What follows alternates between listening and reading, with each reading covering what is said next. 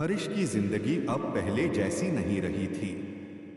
जिस आदमी के पास कभी अपने परिवार को 2 वक्त का खाना खिलाने के लिए भी पैसे नहीं होते थे, आज वही सैकड़ों परिवारों की मदद करने की स्थिति में था। लेकिन हरीश अपने पुराने दिनों को कभी नहीं भूला था। उसकी पत्नी सीता भी हमेशा उसे याद दिलाती थी कि इंसान की असली पहचान उसके पास मौजूद धन से नहीं, बल्कि उसके व्यवहार से होती है। उनका बेटा मोहन अब पढ़ाई पूरी करके पूरी तरह पिता के कारोबार में हाथ बंटाने लगा था। मोहन पढ़ा लिखा और समझदार था। वह चाहता था कि पिता का कारोबार और बड़ा हो, लेकिन हरीश हमेशा कहता था कि कारोबार जितना बढ़े, ईमानदारी उससे भी ज्यादा बढ़नी चाहिए।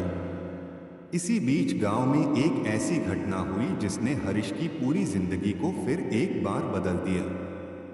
एक सुबह जब हरीश अपने गोदाम पर पहुंचा तो उसने देखा कि वहां एक बूढ़ा आदमी खड़ा उसका इंतजार कर रहा था। बूढ़े के हाथ में एक पुरानी कपड़े की थैली थी और चेहरे पर बहुत गहरी चिंता दिखाई दे रही थी। हरीश ने उसके पास जाकर पूछा, बाबा, आप किससे मिलना चाहते हैं? बूढ़े ने हरीश को ध्यान से देखा और कहा, क्या तुम ही हरीश हो? हरीश ने कहा, जी मैं ही हूं। बूढ़े ने कांपती आवाज में कहा, मुझे तुमसे बहुत जरूरी बात करनी है, लेकिन यह बात तुम्हारे अलावा किसी और को नहीं पता चलनी चाहिए। हरीश ने उसे अपने कार्यालय में बैठाया और पानी दिया। बूढ़े ने थैली खोली और उसमें से एक पुरानी लोहे की चाबी निकालकर मेज पर रख दी। उसने कहा, यह चाबी तुम्हारे परिवार से जुड़ी हुई है। हरीश यह सुनकर हैरान हो गया। उसने पूछा, मेरे परिवार से? लेकिन मेरे परिवार के बारे में आपको क्या पता? बूढ़े ने कहा, बहुत कुछ पता है। तुम्हारे पिता का नाम शंकर था और तुम्हारी मां का नाम गंगा। हरीश अचानक कुर्सी से उठ खड़ा हुआ। उसके पिता की मृत्यु बहुत पहले हो चुकी थी और उनकी पुरानी यादें उसके मन में धुंधली हो गई थीं। उसने पूछा, आप मेरे पिता को कैसे जानते थे? बूढ़े ने कहा, मैं तुम्हारे पिता का दोस्त था। बहुत साल पहले तुम्हारे पिता ने मेरे पास एक चीज सुरक्षित रखने के लिए दी थी। उन्होंने कहा था कि अगर कभी उनका बेटा बड़ा होकर अपने पैरों पर खड़ा हो जाए तो यह चीज उसे दे देना। हरीश ने कांपते हाथों से चाबी उठाई। उसने पूछा, इसमें ऐसा क्या है? बूढ़े ने कहा, इसका जवाब तुम्हें पुराने पहाड़ी मंदिर के पीछे बने पत्थर के कमरे में मिलेगा। हरीश को कुछ समझ नहीं आया। उसने सोचा कि शायद बूढ़ा भ्रमित हो गया है। उसने कहा, बाबा, मेरे पिता तो बहुत गरीब थे। हमारे पास कभी कुछ नहीं था। बूढ़े ने गंभीर आवाज में कहा, तुम्हें जितना बताया गया था, तुम्हारे पिता की जिंदगी उससे कहीं ज्यादा रहस्यमयी थी। यह कहकर बूढ़ा वहां से चला गया। हरीश काफी देर तक चाबी को देखता रहा। शाम को उसने यह बात मोहन को बताई। मोहन ने कहा, पिताजी, हमें वहां जाकर देखना चाहिए। हो सकता है दादाजी ने सच में कुछ रखा हो। सीता ने पहले जाने से मना किया। उसने कहा, हमें किसी अनजान बात में पड़ने की जरूरत नहीं है। लेकिन हरीश के मन में अपने पिता को लेकर वर्षों से दबे सवाल जाग चुके थे। अगले दिन वह मोहन के साथ पुराने पहाड़ी मंदिर की ओर निकल पड़ा। मंदिर गांव से काफी दूर था और उसके पीछे घने पेड़ों के बीच एक पुराना पत्थर का रास्ता था। बहुत खोजने के बाद उन्हें एक छोटी सी दीवार दिखाई दी जिसके बीच लोहे का पुराना ताला लगा था। हरीश ने बूढ़े की दी हुई चाबी ताले में लगाई। चाबी घूम गई और दरवाजा खुल गया। अंदर धूल से भरा एक छोटा कमरा था। कमरे के बीच में लकड़ी का एक पुराना संदूक रखा था। हरीश का दिल तेजी से धड़कने लगा। उसने संदूक खोला तो उसमें कुछ पुराने कागज, एक कपड़े में लिपटी तस्वीर और एक डायरी मिली। तस्वीर में उसके पिता कुछ लोगों के साथ खड़े थे। मोहन ने तस्वीर देखकर कहा, पिताजी ये लोग कौन हैं? हरीश ने सिर हिलाकर कहा, मुझे नहीं पता। उसने डायरी उठाई और पहला पन्ना खोला। डायरी में उसके पिता की लिखावट थी। उसमें लिखा था कि गांव में कई साल पहले एक बड़ी अनाज मंडी बनाने की योजना बनी थी, लेकिन कुछ लालची व्यापारियों ने किसानों की जमीन और अनाज पर कब्जा करने की कोशिश की थी। शंकर ने गांव के किसानों को इकट्ठा किया था और उनके अधिकारों के लिए आवाज उठाई थी। उसने कई कागजात इकट्ठे किए थे जिनसे साबित होता था कि कुछ जमीनों पर जबरदस्ती कब्जा किया जा रहा था। लेकिन अचानक शंकर की मौत हो गई और सारी जानकारी गायब हो गई। हरीश डायरी पढ़कर स्तब्ध रह गया। उसे पहली बार पता चला कि उसका पिता सिर्फ एक गरीब मजदूर नहीं था, वह गांव के किसानों की मदद करने वाला व्यक्ति था। डायरी के आखिरी पन्ने पर लिखा था कि असली कागजात सुरक्षित जगह पर रखे गए हैं और सही समय आने पर उन्हें गांव के लोगों के सामने लाना चाहिए। हरीश ने मोहन की तरफ देखा और कहा, इसका मतलब है कि दादाजी की लड़ाई अधूरी रह गई थी। मोहन ने कहा, शायद उसे पूरा करने की जिम्मेदारी अब हमारी है। लेकिन कागजात उन्हें कमरे में नहीं मिले। वहां केवल एक नक्शा था जिस पर गांव के पुराने इलाके और नदी के किनारे की जमीनों के निशान बने थे। नक्शे के एक कोने पर लाल निशान बना हुआ था। दोनों ने तय किया कि वे अगले दिन उस जगह को देखेंगे। सुबह होते ही वे नदी के पुराने किनारे पहुंचे। वहां एक बड़ा बरगद का पेड़ था। उसके नीचे जमीन थोड़ी ऊंची थी। मोहन ने कहा कि नक्शे के हिसाब से जगह यही होनी चाहिए। उन्होंने मिट्टी हटानी शुरू की। कुछ देर बाद फावड़ा किसी लोहे की चीज से टकराया। मिट्टी हटाने पर एक पुराना लोहे का डिब्बा दिखाई दिया। हरीश के हाथ कांपने लगे।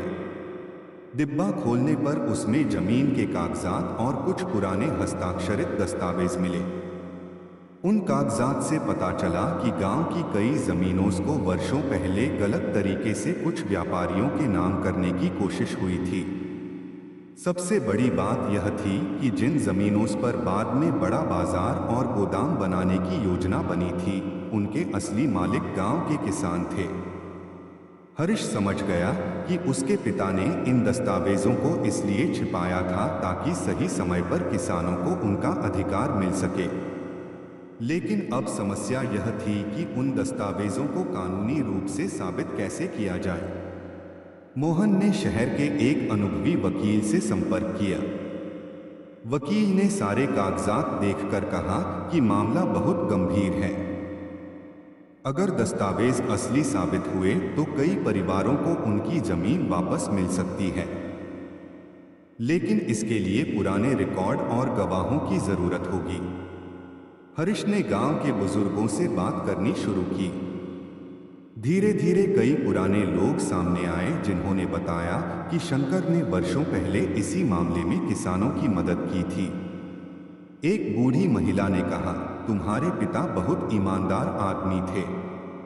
उन्होंने अपनी जान की परवाह किए बिना गरीब किसानों के लिए आवाज उठाई थी।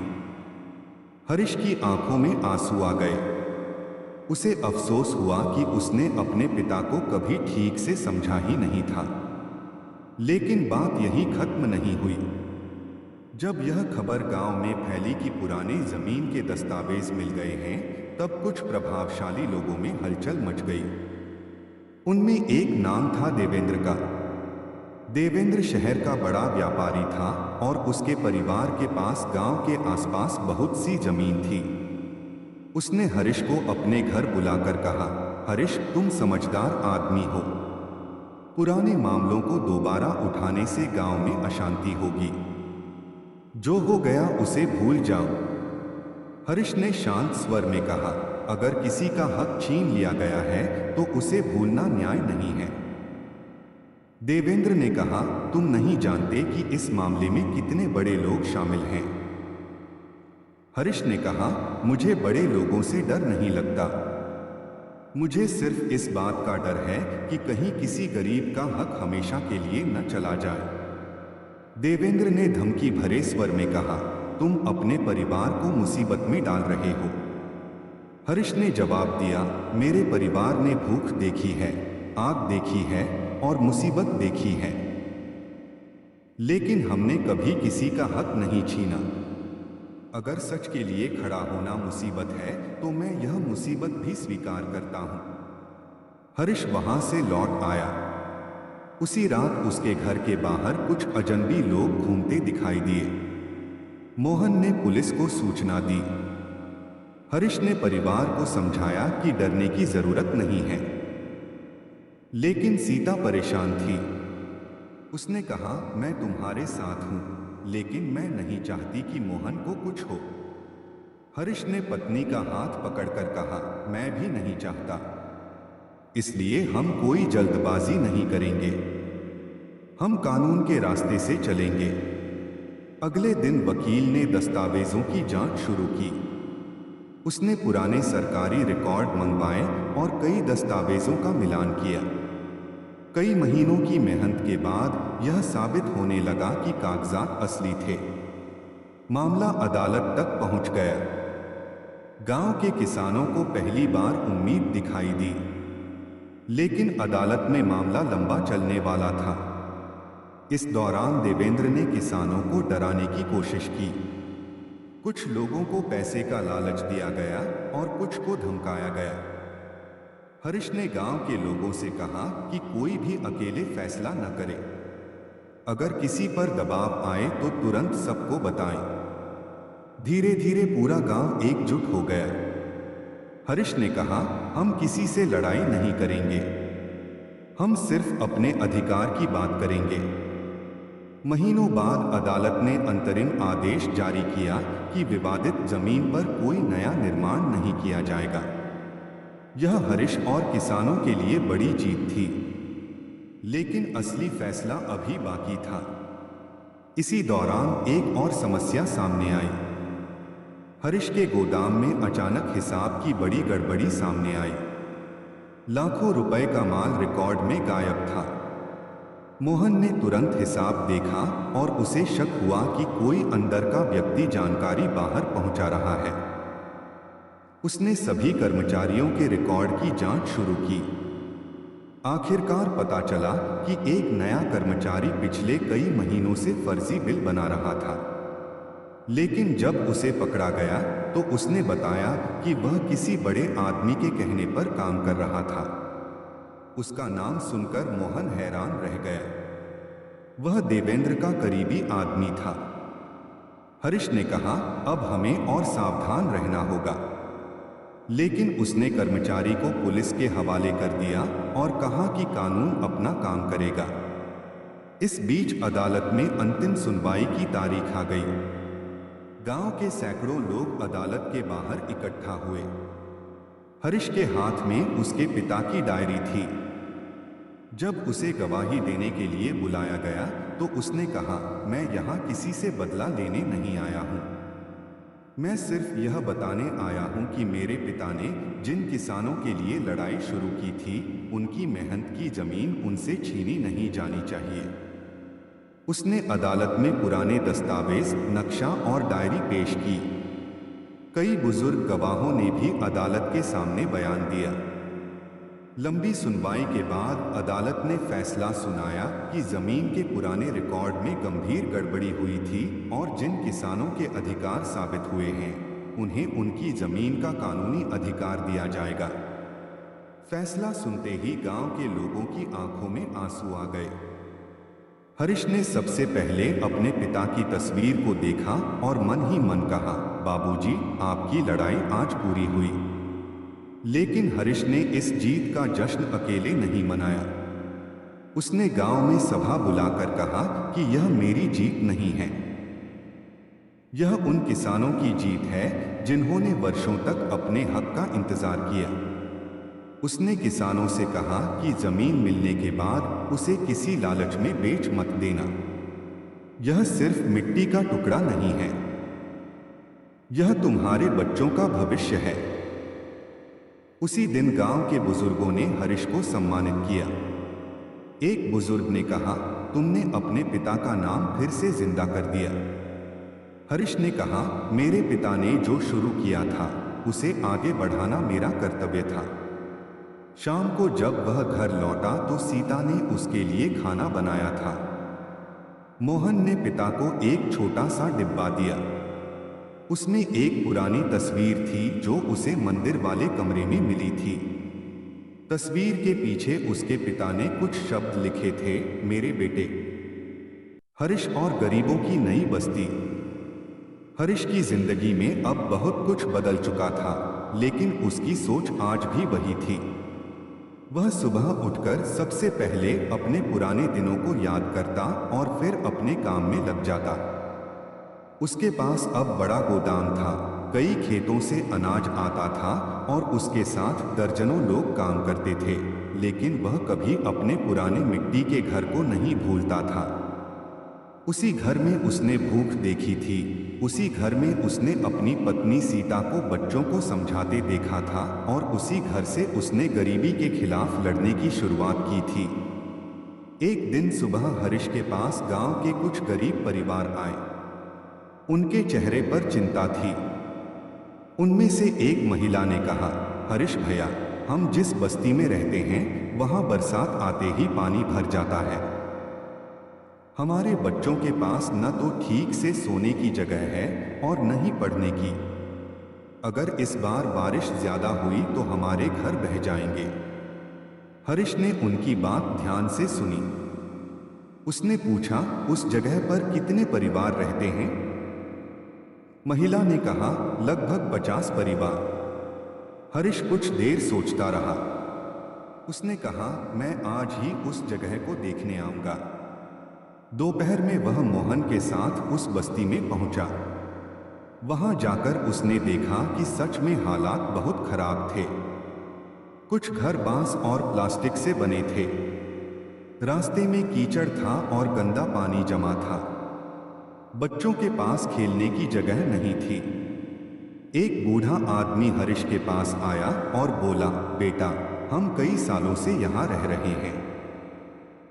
हर बार बारिश में यही परेशानी होती है, लेकिन हमारे पास दूसरी जगह जाने के लिए पैसे नहीं हैं। हरीश ने चारों तरफ देखा और कहा, अगर आप लोग साथ दें तो हम इस जगह को बदल सकते हैं। बूढ़े ने पूछा, कैसे? हरीश ने कहा, पहले जमीन को ऊंचा करेंगे, फिर पक्की नालियां बनाएंगे और धीरे धीरे छोटे लेकिन मजबूत घर बनाए जाएंगे। कुछ लोगों ने कहा कि हमारे पास पैसे नहीं हैं। हरीश ने जवाब दिया, पैसे की कमी है, लेकिन मेहनत की कमी नहीं होनी चाहिए। बाकी व्यवस्था मैं करूंगा। अगले दिन से काम शुरू हो गया। हरीश ने अपने गोदाम के मजदूरों को बुलाया और कहा कि पहले बस्ती से गंदगी हटाओ। गांव के युवाओं ने भी हाथ बटाया। मोहन ने शहर से इंजीनियर बुलाकर जमीन का नक्शा बनवाया। पता चला कि अगर बस्ती के पीछे एक छोटी नाली बना दी जाए तो बरसात का पानी आसानी से बाहर निकल सकता है। हरीश ने नाली बनवाने का काम शुरू करवा दिया। कुछ लोगों ने सोचा कि यह काम कुछ दिनों में खत्म हो जाएगा, लेकिन उन्हें नहीं पता था कि हरीश ने इसके लिए बड़ी योजना बनाई है। वह चाहता था कि गरीबों के लिए सिर्फ घर नहीं बल्कि एक ऐसी बस्ती बने जहां बच्चों की पढ़ाई हो, लोगों को रोजगार मिले और किसी परिवार को बीमारी या भूख के कारण अपना घर न छोड़ना पड़े। उसने गांव के बाहर अपनी जमीन का एक हिस्सा इस काम के लिए दे दिया। सीता ने जब यह सुना तो उसने कहा, तुम अपनी जमीन का इतना बड़ा हिस्सा क्यों दे रहे हो? हरीश ने मुस्कुराकर कहा, जिस जमीन ने मुझे आज इतना दिया है, अगर उसका थोड़ा हिस्सा किसी के जीवन में घर बन जाए तो इससे बड़ी बात क्या होगी? सीता ने कहा, मुझे पता था कि तुम ऐसा ही करोगे। कुछ ही दिनों में गरीब बस्ती के लोग नई जगह पर जाने लगे। वहां जमीन ऊंची थी और पानी जमा नहीं होता था। हरीश ने कहा कि हर परिवार को अपनी क्षमता के अनुसार घर बनाने में मदद दी जाएगी। किसी के पास ईंट नहीं थी तो ईंट दी गई, किसी के पास मजदूर नहीं थे तो मजदूर भेजे गए। मोहन ने घरों का एक सरल नक्शा तैयार करवाया जिसमें छोटा आंगन, रसोई और बच्चों के लिए पढ़ने की जगह थी। धीरे धीरे एक एक करके घर बनने लगे। बस्ती के बच्चे दूर से यह सब देखते और खुश होते। एक बच्ची ने हरीश से पूछा, चाचा क्या मेरा भी अपना कमरा होगा? हरीश ने हंसकर कहा, हाँ, और उसमें एक मेज भी होगी। बच्ची ने पूछा, मेज किस लिए? हरीश ने कहा, पढ़ाई करने के लिए। बच्ची ने कहा, मैं पढ़कर मास्टरनी बनूंगी। हरीश ने उसके सिर पर हाथ रखा और कहा, जरूर बनना। नई बस्ती का नाम लोगों ने खुद रखा, उम्मीद नगर। हरीश को यह नाम बहुत पसंद आया। उसने कहा, इस बस्ती का नाम बिल्कुल सही है, क्योंकि यहाँ सिर्फ घर नहीं बन रहे, लोगों की उम्मीदें भी बन रही हैं। कुछ महीनों बाद उम्मीद नगर में 50 परिवार बस गए। हरीश ने वहां एक छोटा स्कूल भी बनवाया। मोहन ने शहर से शिक्षक बुलाए और गरीब बच्चों के लिए किताबें और कपड़े उपलब्ध कराए। स्कूल के पहले दिन हरीश खुद बच्चों के बीच गया। उसने कहा, मैं चाहता हूं कि इस स्कूल से कोई बच्चा सिर्फ नौकरी पाने के लिए नहीं बल्कि अच्छा इंसान बनने के लिए पढ़े। शिक्षक ने बच्चों से पूछा कि वे बड़े होकर क्या बनना चाहते हैं। किसी ने डॉक्टर कहा, किसी ने पुलिस अधिकारी, किसी ने किसान और किसी ने शिक्षक। सबसे पीछे बैठा एक लड़का चुप था। हरीश ने उससे पूछा, तुम क्या बनना चाहते हो? लड़के ने कहा, मुझे नहीं पता। मेरे पिता कहते हैं कि मुझे जल्दी काम करना होगा। हरीश ने उसके पिता को बुलाया। उन्होंने कहा, घर चलाने के लिए मेरी कमाई बहुत कम है। लड़का पढ़ेगा तो घर का खर्च कौन चलाएगा? हरीश ने कहा, आपके बेटे की पढ़ाई का खर्च मैं उठाऊंगा। आप उसे काम पर मत भेजिए। जब वह पढ़ लिख कर अपने पैरों पर खड़ा होगा तो वह सिर्फ अपना नहीं बल्कि आपका भी जीवन बदलेगा।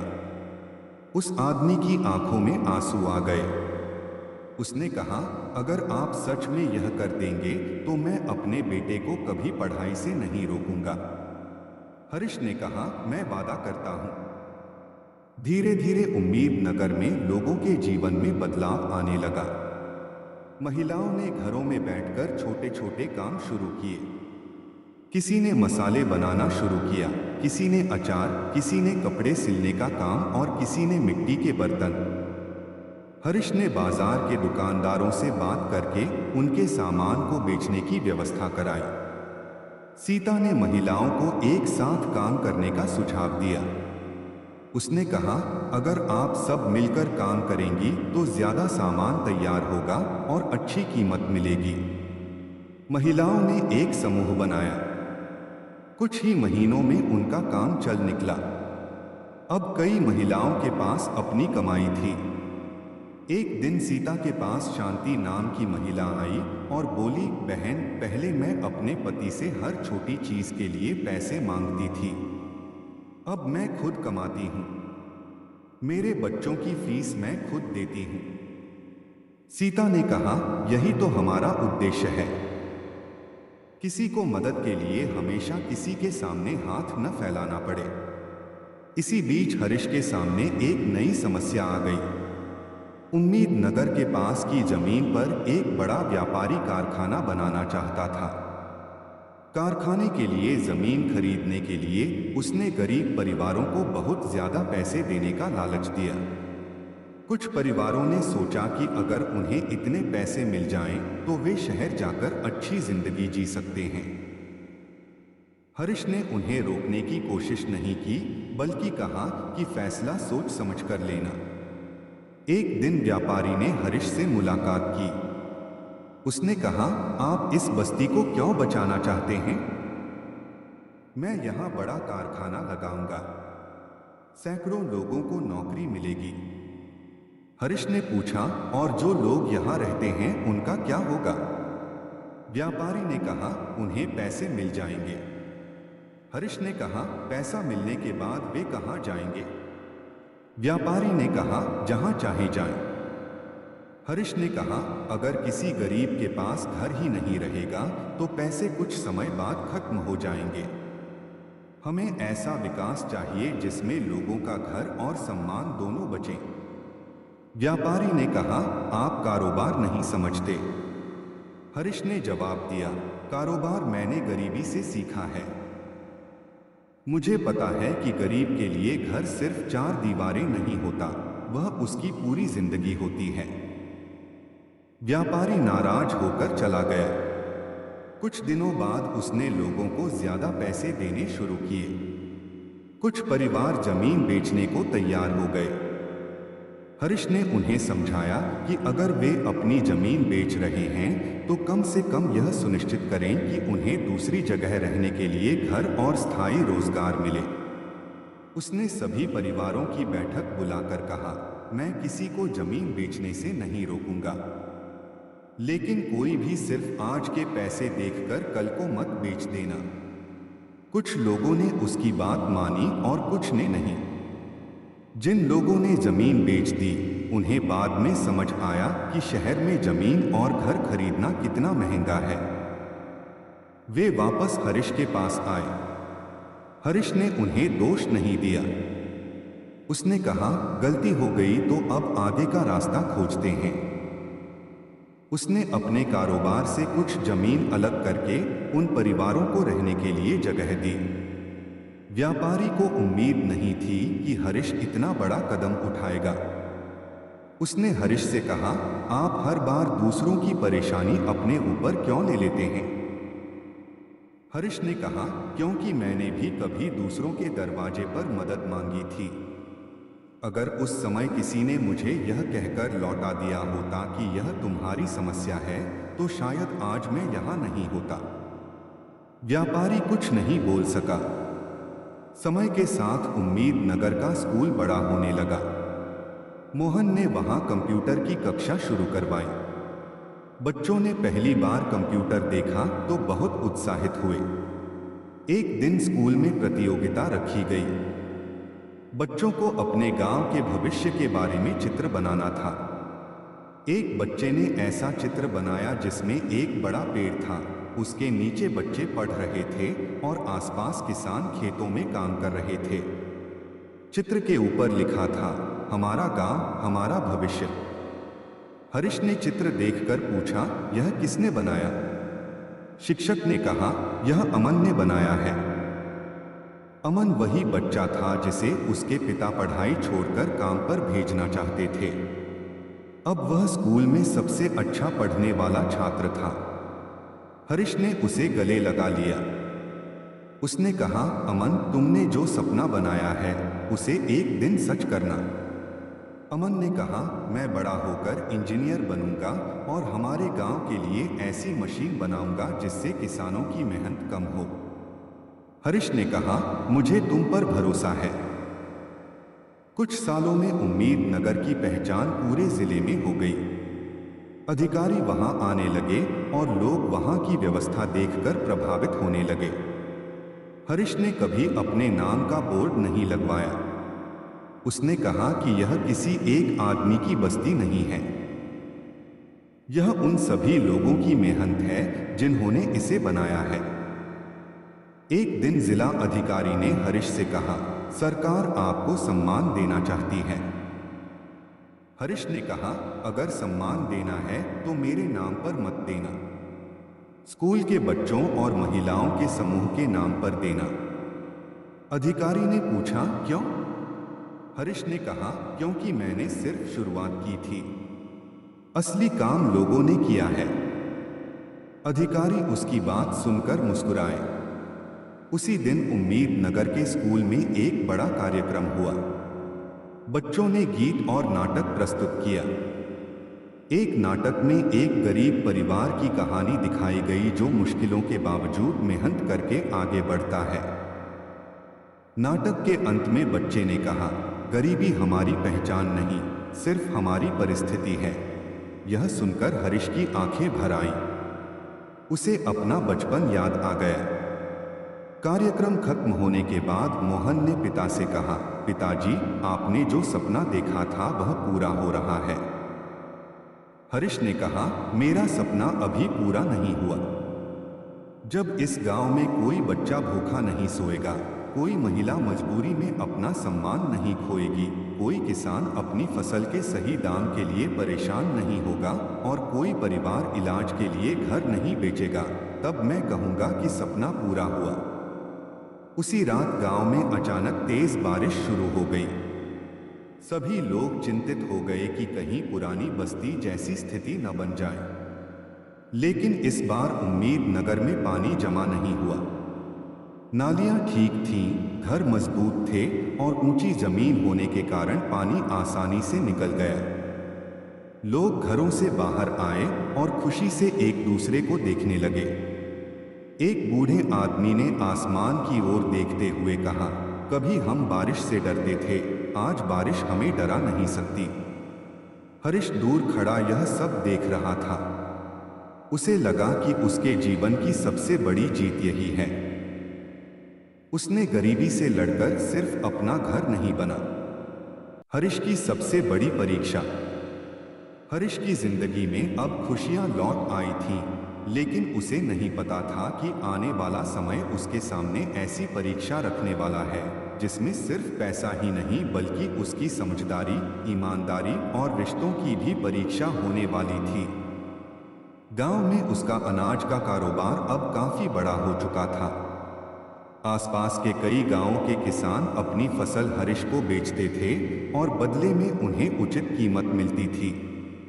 उसके गोदाम में हमेशा अनाज भरा रहता था और गरीब परिवारों के लिए अलग से राशन की व्यवस्था भी रहती थी। मोहन भी अपनी पढ़ाई पूरी करके पिता के साथ काम करने लगा था। वह आधुनिक तरीके से व्यापार को आगे बढ़ाना चाहता था, जबकि हरीश हमेशा सावधानी से कदम उठाता था। एक दिन सुबह एक अनजान आदमी हरीश के कार्यालय में आया। उसने अपना परिचय देते हुए कहा कि उसका नाम विक्रम है और वह शहर का बड़ा व्यापारी है। उसने हरीश के सामने एक बड़ा प्रस्ताव रखा। उसने कहा, हरीश जी, आपके पास किसानों का भरोसा है और हमारे पास शहर का बड़ा बाजार। अगर हम दोनों मिल जाएं तो आपका कारोबार कई गुना बढ़ सकता है। हम आपके गांव और आसपास के किसानों से बड़ी मात्रा में अनाज खरीदेंगे और उसे बड़े शहरों में बेचेंगे। आपको जितना फायदा अभी एक महीने में होता है, उतना शायद कुछ दिनों में होने लगेगा। मोहन को यह प्रस्ताव बहुत अच्छा लगा। उसने पिता से कहा कि यह मौका हाथ से नहीं जाने देना चाहिए। लेकिन हरीश ने तुरंत कोई फैसला नहीं लिया। उसने विक्रम से पूछा, अगर आप इतना बड़ा कारोबार करना चाहते हैं तो आपको मेरे साथ साझेदारी करने की जरूरत क्यों पड़ी?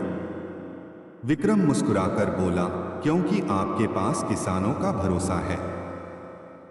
हरीश ने कहा, भरोसा खरीदने के लिए नहीं बनाया जाता। विक्रम ने कहा, आप मुझे गलत समझ रहे हैं। मैं आपको अमीर बनाने आया हूं। यह कहकर वह चला गया। मोहन ने पिता से कहा कि शायद हमें उसकी बात मान लेनी चाहिए। हरीश ने जवाब दिया, बेटा, हर चमकती चीज सोना नहीं होती। हमें पहले उसके बारे में पूरी जानकारी लेनी होगी। मोहन ने पिता की बात मान ली। उसने शहर जाकर विक्रम के कारोबार के बारे में पता लगाना शुरू किया। कुछ दिनों बाद उसे जानकारी मिली कि विक्रम कई छोटे व्यापारियों से माल लेकर समय पर भुगतान नहीं करता था। कुछ किसानों का पैसा भी उसके ऊपर बकाया था। मोहन ने यह बात पिता को बताई।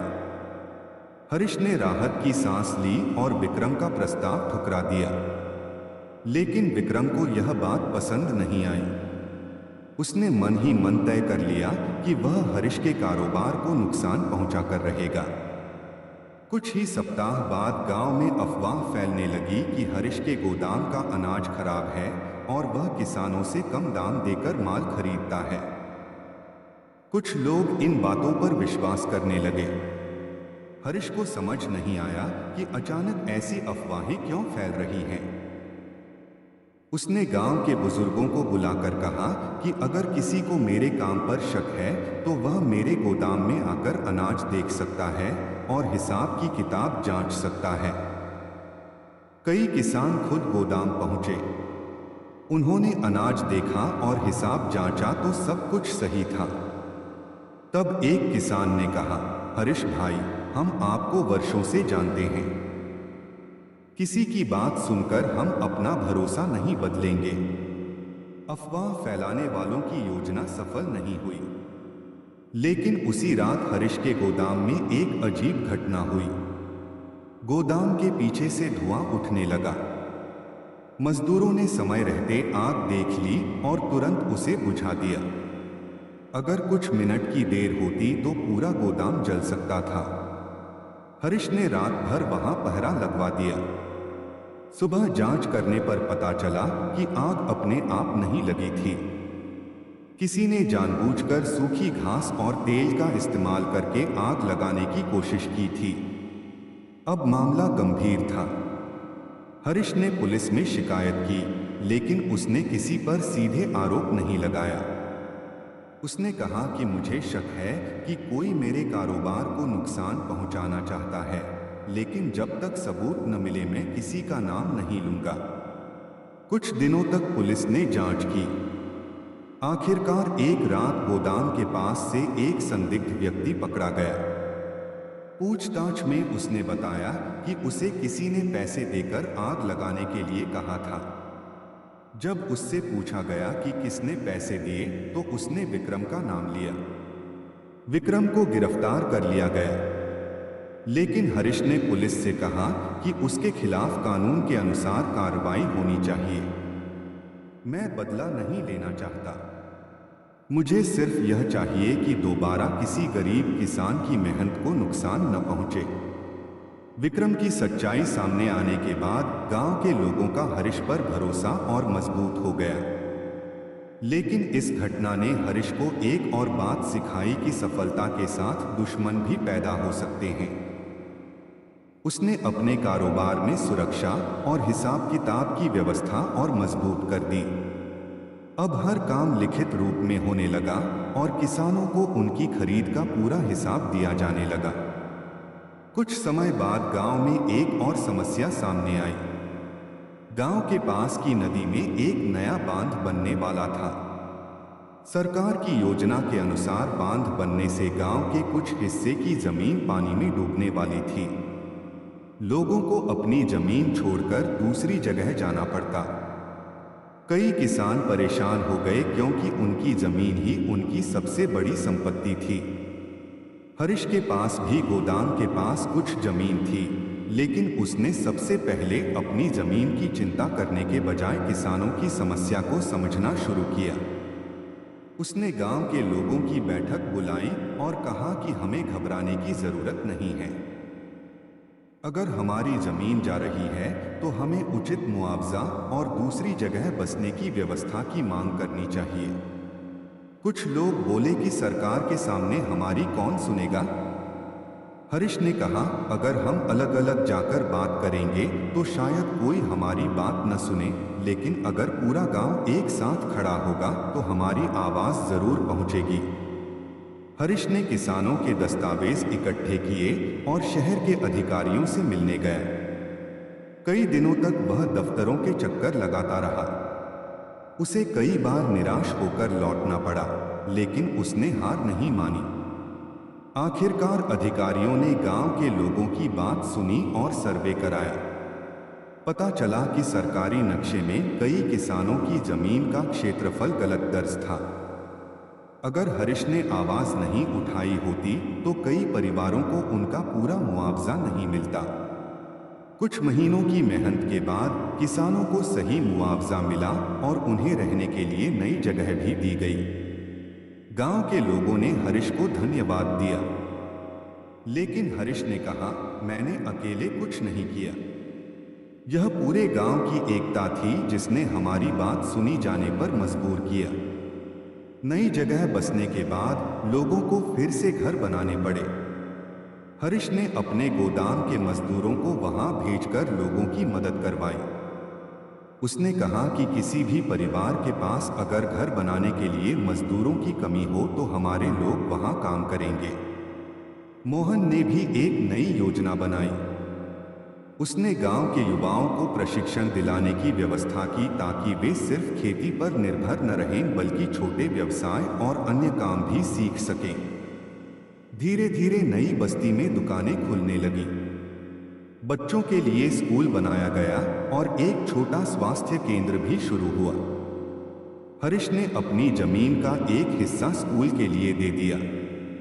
गांव के लोग उसे रोकते हुए बोले, यह जमीन आपकी है, आप इसे क्यों दे रहे हैं? हरीश ने कहा, जमीन मेरे नाम पर हो सकती है, लेकिन अगर उससे आने वाली पीढ़ियों का भविष्य बेहतर होता है तो उससे बड़ी कमाई क्या होगी। समय के साथ नई बस्ती पुराने गांव से भी बेहतर हो गई। लोगों को नए अवसर मिले।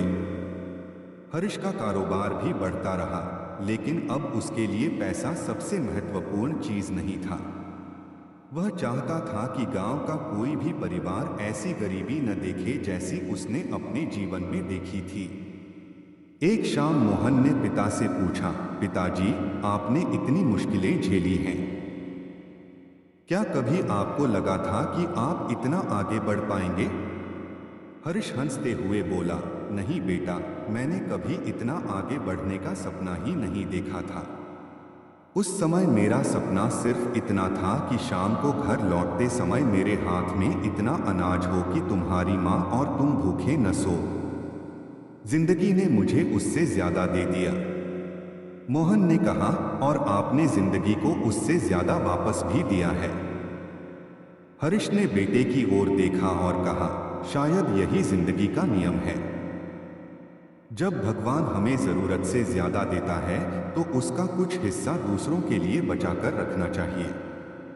उसी समय गांव का एक छोटा बच्चा दौड़ता हुआ उनके पास आया।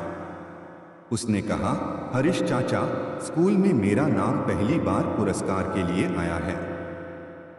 मैं बहुत खुश हूं। हरीश ने उसके सिर पर हाथ रखा और कहा, खूब पढ़ो बेटा, एक दिन ऐसा आएगा जब तुम इस गांव का नाम पूरे देश में रोशन करोगे। बच्चा खुशी से दौड़ गया। हरीश उसे देखते हुए मुस्कुराया। उसे लगा कि उसकी जिंदगी की सबसे बड़ी कमाई उसके गोदाम में रखा अनाज नहीं बल्कि उन बच्चों की आंखों में दिखाई देने वाले सपने हैं। रात को घर लौटकर उसने सीता को सारी बातें बताईं। सीता ने कहा, तुम्हारी कहानी सच में अजीब है। कभी हमारे पास खाने के लिए अनाज नहीं था और आज तुम दूसरों के लिए अनाज जमा करते हो। कभी हमारे पास रहने के लिए घर नहीं था और आज तुम दूसरों के घर बनवाने में मदद करते हो। हरीश ने कहा, शायद दुख इसलिए आते हैं ताकि इंसान दूसरे के दुख को समझ सके। अगर मैंने खुद भूख नहीं देखी होती तो शायद मुझे भूखे इंसान की तकलीफ समझ नहीं आती। अगर मैंने आग में अपना घर नहीं खोया होता तो शायद मुझे किसी बेघर परिवार की परेशानी महसूस नहीं होती।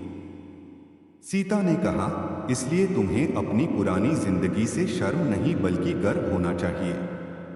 हरीश ने मुस्कुराकर कहा, मैं अपनी गरीबी पर गर्व नहीं करता, लेकिन उस गरीबी ने मुझे जो सीख दी उसे कभी नहीं भूल सकता। उसी रात हरीश ने अपने पुराने संदूक से एक जला हुआ लकड़ी का टुकड़ा निकाला। वह वही टुकड़ा था जो उसे उसके पुराने घर के मलबे से मिला था। उसने उसे हमेशा संभाल कर रखा था। मोहन ने पूछा, पिताजी, आप इसे अब तक क्यों रखते हैं? हरीश ने कहा, यह मुझे याद दिलाता है कि जिंदगी एक पल में सब कुछ बदल सकती है। इसलिए जब हमारे पास सुख हो तो हमें घमंड नहीं करना चाहिए और जब दुख हो तो निराश नहीं होना चाहिए। दोनों स्थितियां हमेशा नहीं रहती। अगली सुबह हरीश ने गांव के लोगों को बुलाया और एक नई योजना की घोषणा की। उसने कहा कि अब गांव में एक ऐसा कोष बनाया जाएगा जिसमें किसान और व्यापारी अपनी क्षमता के अनुसार थोड़ा थोड़ा पैसा जमा करेंगे। जब किसी परिवार पर अचानक बीमारी, आग, बाढ़ या कोई बड़ी मुसीबत आएगी तो उस कोष से उसकी मदद की जाएगी। सभी लोगों ने इस योजना का समर्थन किया। हरीश ने सबसे पहले उसमें बड़ी रकम जमा की। उसके बाद किसानों ने अपनी क्षमता के अनुसार योगदान देना शुरू किया। धीरे धीरे वह कोष इतना बड़ा हो गया कि गांव के लोगों को किसी भी आपात स्थिति में किसी साहूकार के सामने हाथ फैलाने की जरूरत नहीं रही। हरीश दूर खड़ा होकर लोगों को एक साथ काम करते देख रहा था। उसकी आंखों में खुशी थी। उसे याद आया कि कभी वह अकेला अपने परिवार के लिए 2 मुट्ठी अनाज जुटाने के लिए संघर्ष करता था। आज वही आदमी सैकड़ों परिवारों के साथ खड़ा था। उसने मन ही मन कहा, जिंदगी ने मुझे बहुत कुछ सिखाया है, लेकिन सबसे बड़ी सीख यही है कि इंसान अकेले मजबूत नहीं होता। असली ताकत तब पैदा होती है जब लोग एक दूसरे का हाथ पकड़कर आगे बढ़ते हैं। और उसी दिन से हरीश की कहानी सिर्फ एक गरीब मजदूर की कहानी नहीं रही, बल्कि उस इंसान की कहानी बन गई जिसने अपने दर्द को दूसरों की ताकत में बदल दिया। आमीन आमीन आमीन आमीन। परमेश्वर यीशु मसीह और लाल जी को जन्मदिन पर हार्दिक शुभकामनाएं। सभी को हार्दिक बधाई हो। और उसकी माँ जी ने पूरे दिन और 5,000 पर व्यूज कर दीजिए। 5,000 आप तुम्हारे साथ एक बार और भी साथ हूँ और तुम तरक्की करो ताकि हम बायसेप का वर्कआउट हो। तो आप ही नहीं है भाई। जय।